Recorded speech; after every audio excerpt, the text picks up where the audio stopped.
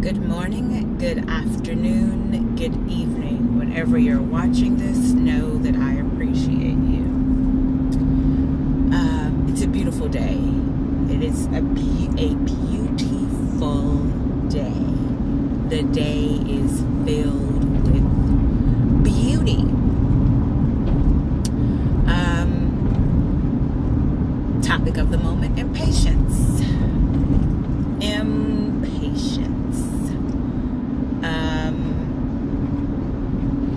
I was just at the gas station. I'm headed to work, so this isn't going to be very long because I'm almost there. But I was headed to work, and I had to stop at the gas station because I was basically on E, like this close to E. And I still don't have a full tank, but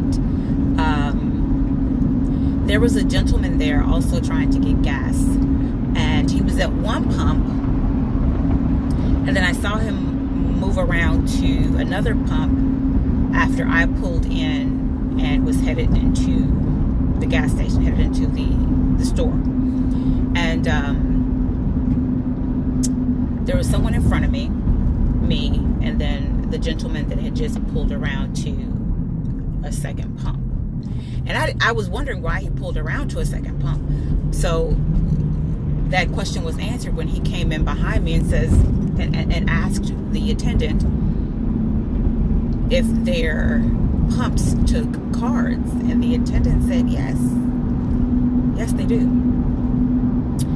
And then I heard the customer whisper behind me, I don't have time for this. So he left the store, got into his car, and pulled away.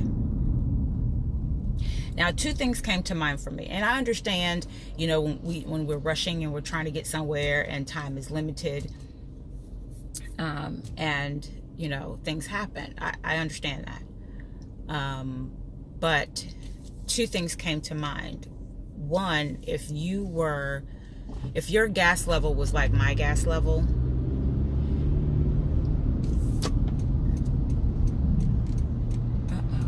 I pray all is well with them.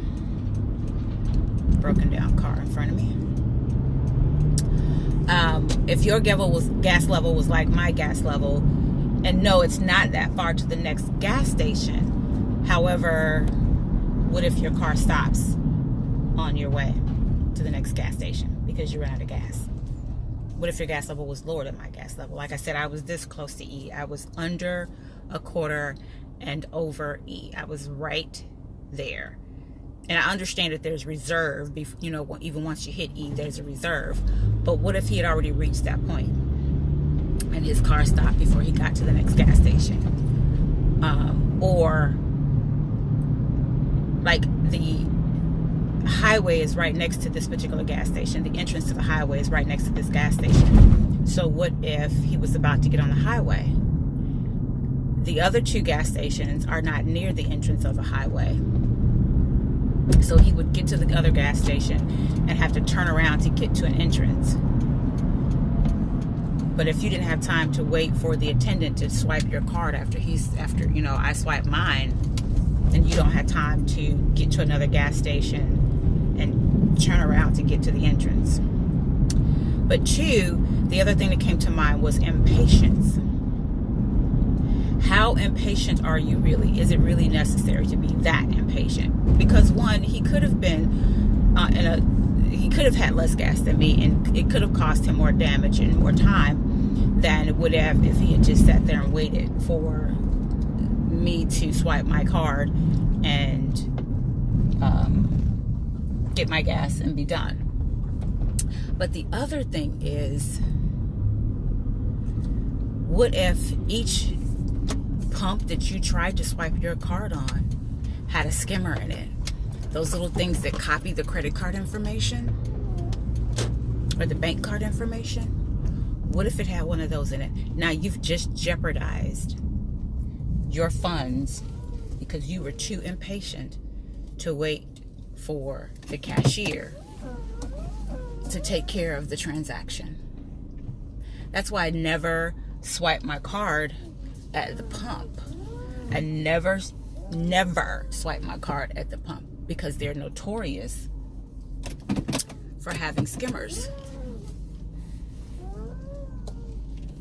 notorious for having skimmers. So I don't want to take the chance. As a matter of fact, my middle child just had the same thing happen to him a little while ago, and I need to check on him, where he swiped his card on the outside of the gas station.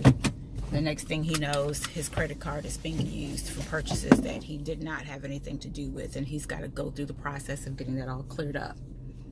So I'll be back a little bit later. It's the beginning of the day, 7:04. Time for me to get into this office since I've parked.